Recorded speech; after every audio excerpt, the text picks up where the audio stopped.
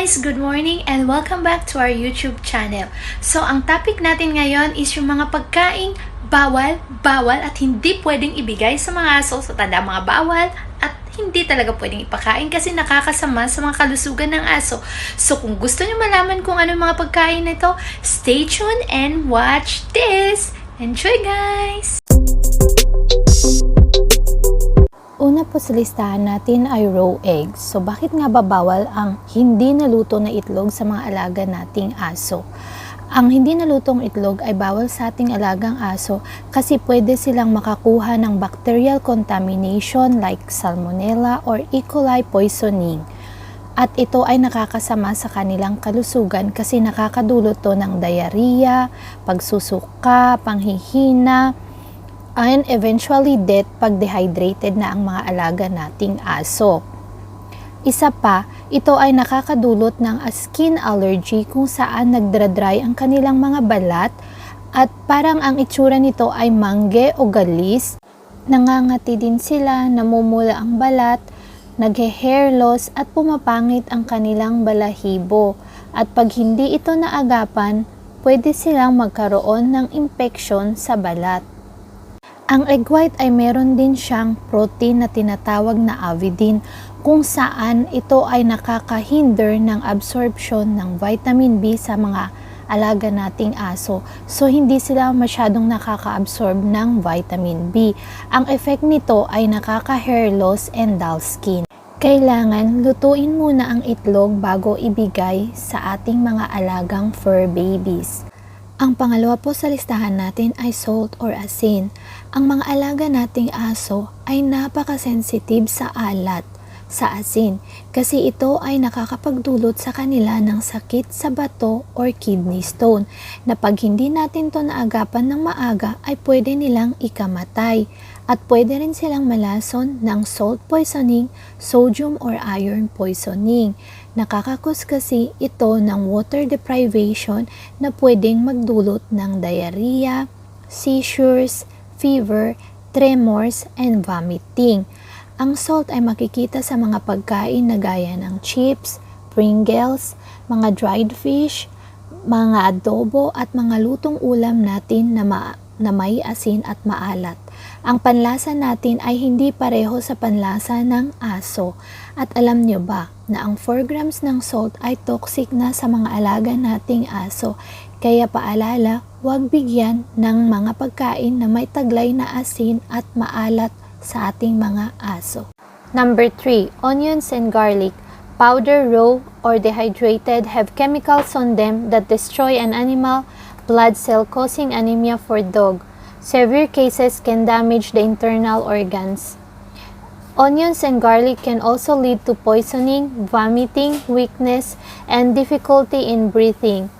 The urine will turn into dark red in color because of anemia, and blood transfusion will be needed. Don't give food with onions to your pet because onion toxicity can be fatal. Number 4 on our list is tomatoes. Tomatoes is not good for our dogs because they contain a chemical compound called solanine, concentrated mostly on the green parts or the unripe tomato. Tomato can lead to tomatin poisoning, a digestive problem that makes our dog vomit, have a diarrhea, painful stomach, loss of coordination, muscle weaknesses, tremors, and seizures. 1 tomato a week shouldn't cause any harm, but ask your vet first. Number 5 is mushroom. Why mushroom is dangerous to our dog? Mushroom is dangerous to our dog because it can be toxic and poisonous to them. It can cause them mushroom poisoning, especially when they eat and sniff mushroom outside our backyard when we take them for a walk. So please do take care what your dog sniff and eat outside while walking. Number 6 on our list is fatty foods, found in bacon, French fries, fried chicken, fried potatoes, burgers, steaks. Anything that is fried and oily is dangerous to our dog because they can develop diabetes and overweight, and it can lead them to have pancreatitis. Number 7 is milk and dairy. Butter, cheese. Don't overfeed it. Too much dairy causes diarrhea and other digestive issues, and it can cause them also to have food allergies at pangangate. No cow's milk, pero pwede ang goat's milk. Number 8 sa ating listahan ay cooked bones. Tandaan, sinabi dito, cooked bones, hindi po kasali ang sabaw. Ang sabaw po ay pwede sa alaga nating aso at very healthy to sa kanila. Pero ang cooked bones ay big no-no sa ating mga alagang aso kasi pwede tong makapagsanhi ng choke sa kanila. At pag nahati to ng pira-piraso, pwede itong makasugat sa kanilang bunganga, throat, intestine at stomach. At sa katagalan, pwede rin tong makapag-cause sa kanila ng pancreatitis. So big no-no po ang cooked bones. Kasi ang dogs ay design naman ng umuya mag-digest ng raw bones. Pero pag naluto na siya, hindi na po talaga siya pwede na i-digest ng katawan ng aso. Pwede po nating ipanguya ang raw bones sa mga alaga nating aso pag malalaki po ang bones na to, to make sure na hindi po sila mabubulunan. Tapos pwede na rin natin siyang bantayan na hindi siya mapira-piraso pag ninuya ng alaga nating aso para maiwasan ang insidente at aksidente na makasugat sa kanilang bunganga, gilagid at mga ngipin. At pwede na rin pong pagkatapos nilang naglaro, ilagay natin ang bones sa ref. Hugasan muna at ilagay sa ref at pagkatapos ng 4 na araw, pwede na po itong itapon pag hindi na po pinaglaruan ng mga alaga nating aso. Number 9 on our list is avocado. So why is avocado dangerous to our dog? Avocado is dangerous because it contains a fungicidal toxin called persin. This persin causes fluid to accumulate on the lungs and chest of the dog, making it hard for dogs to breathe, causing oxygen deprivation and eventually death. The pith of the avocado also causes choking hazard. The fruits, bark, and leaves is a big no-no to your dogs. Avocado also, when ingested by our dogs, causes vomiting, diarrhea, stomachache for our dogs, and dehydration if not treated, and it can also kill them. So this is the effect of avocado to our dogs. Hopefully, we put away the avocado from the reach of our dogs. Number 10 on our list is grapes and raisins. Grapes and raisins are known to be highly toxic to dogs. Because of that, it should be avoided. Grapes and raisins, raw, from cookies, or even from cereals with raisins, can cause severe reaction and may even be fatal. Untreated grape poisoning can lead to sudden kidney failure, often within 72 hours. So, ang tinatarget ng grapes is kidney failure. Signs and symptoms of grape toxicity: decrease in appetite, lethargy or weakness, vomiting and diarrhea within a few hours of ingestion, tenderness in the abdomen, dehydration, increased thirst and urine production, or wala silang ihi talaga. Candies shouldn't be gnashing on raisins and grapes regardless, but ingesting a single grape won't harm a Great Dane like it will a tiny Chihuahua. Eating 1 or 2 grapes could put your fur babies in serious danger. Kaya ingat-ingat po. Do you know that half an ounce of grapes can kill a 10-pound dog? For your pet safety, please make sure they are out of reach. If you think your pet or fur babies have ingested or might have eaten grapes or raisins, and if you see these symptoms, please contact your vet immediately. Number 11 on our list is walnuts and macadamia nuts. We love snacking on nuts. Nuts are full of protein and healthy fats that make up an important part of our diet. This is not true for dogs. Most nuts are unhealthy choice for dog, and some nuts are even toxic and can kill our dogs. Walnuts and macadamia nuts can cause vomiting, muscle weakness and damage, tremors, high temperature, and seizures to dogs. It can cause also the inflammation of the pancreas called pancreatitis. And do you know that 6 pieces of macadamia nuts or walnuts can make your dog sick? Not all nuts are toxic to our dogs. but almost all nuts are high in fat. This can lead to obesity and pancreatic issue in dogs. Feeding your dog salted nuts can also lead to water retention and other complications. And some nuts like the almonds are potential choking hazards. Peanuts and cashew nuts are safe for dogs in a very small quantities, as long as they are unsalted and unseasoned. But both peanuts and cashew nuts are very high in fats. Number 12 on our list is apple seeds, cherry seeds, and apricot seed. All these seeds are poisonous to dogs and people too, because they contain a small amount of cyanide which is released when they are broken or chewed. The symptoms include vomiting, diarrhea, and then eventually dehydration. Dogs can eat apples because apples are excellent source of vitamin A, C, as well as fiber, calcium, and phosphorus. Apples are low in protein and fat, making them the perfect snacks for senior dogs. And giving them apple is the safe way to satisfy your pet's sweet tooth, and dog love the crunchiness and taste. Do you know that a 10 kilos dog needs 1,000 seeds to be poisoned? One apple contains 10 seeds, so it's around 100 apples. For a Labrador, it needs to eat 300 apples in order to have a problem. So number 13 on our list is chocolates. Why chocolates is dangerous to our dogs? Chocolates is considered toxic to our dogs because they contain a theobromine that is toxic to the dogs and can damage the heart, nervous system, and can eventually kill our dogs. Symptoms of chocolate or theobromine poisoning includes internal bleeding, weakness, diarrhea, heart problem, heart attack, seizures, and death. It causes also stomach pain and vomiting that if not treated, it can lead to dehydration. Chocolate is loaded with sugar that is hard to metabolize. Di kaya ng liver at kidneys nila at nakakamatay to. Pinakadelikado is the dark and baking chocolates. Some chocolates now are made for dogs cause they remove the toxin, but for sure, it doesn't taste like the human chocolates. Number 14. Sweet candies, chewing gums, and gummy bears. It is toxic to our dogs because it contains xylitol. Xylitol is a sugar alcohol to sweeten the taste. It is safe to people but toxic to dogs. It can cause the drop of blood sugar resulting to vomiting, coma, seizures, weakness, and loss of coordination. It can cause death also by damaging the liver.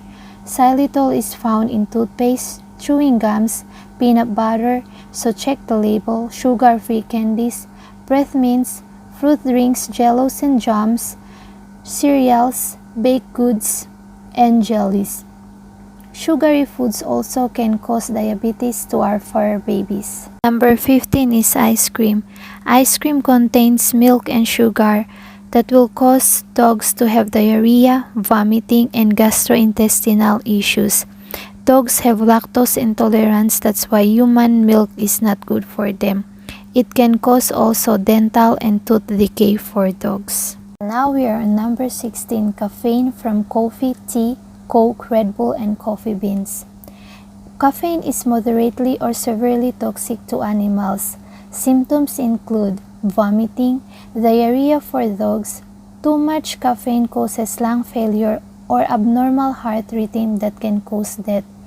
It can damage the heart and overstimulate the nervous system that causes heart to beat fast, can elevate heart rate and body temperature, causes excessive urination, dehydration, tremors, seizures, and possibly death, lack of bladder control, excessive thirst, restlessness, and vomiting too. Number 17 on our list is alcohol.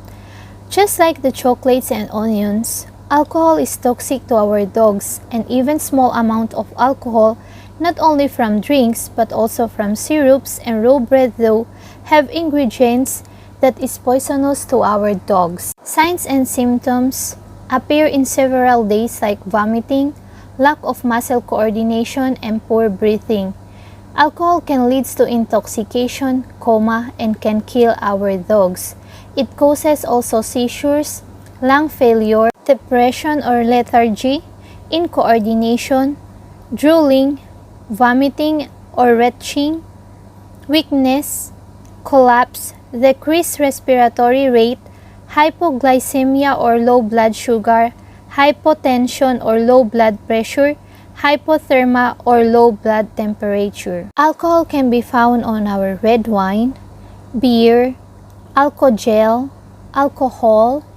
our perfume, paint, cleaning products, fermented stuff, mouthwash, and even in our rotten apples. Number 18 is cat food. Cat food shouldn't be given to our dogs because cat food tends to be high in fat, calories, and protein, which means it's not ideal for our dogs. Dogs with sensitive stomach may suffer gastrointestinal upset, sickness, and diarrhea just after eating cat food.